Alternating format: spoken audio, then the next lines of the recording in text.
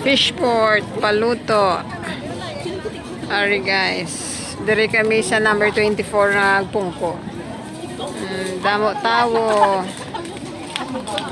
Nalipatan Manila ang ilaging paluto. Hasta na sa punta. Hasta sa punta ang mga tiyos ko para magpaluto. Ang inyo himuon is magbakal kamo sang isda dira sa isdaan. Tapos dalon ninyo diri sa paluto, may mga soft drinks man sila. May ara man sila guys ng mga pang ano, mga dessert oh. May mga mango man. May mga soft drinks man sila, tapos ma-charge sila sa luto. Tapos may rice. Tamo lang gid na. Ari ang inyo omega. Tandaen nyo na. Yung pagwaya bang niya bulle. Na. Tandaen nyo sa number 24 nga paluto. Siya nang inyo entertainer. Dugay-dugay malagaw kami dito sa may kilid sang dagat. Kay matanaw kami sang mga nagadungka nga mga fishing boat.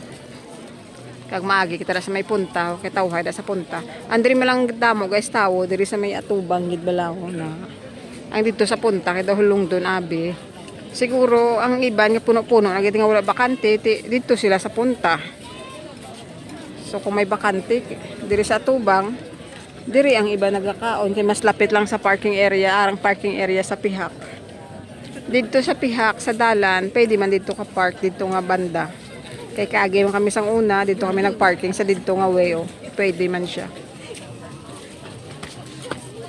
Amigo ni husband. Okay na, nagbakal kalukos. Ari na si Dogdog, nagsaka gina sa bangko, nahulog siya kay ang bangko may buka. No, Zara sa nagatangla siya. Dogdog, si cute si Dogdog. Ara na nakabakal na kami hamon isda. Dayon. Na, mapulit na kami guys.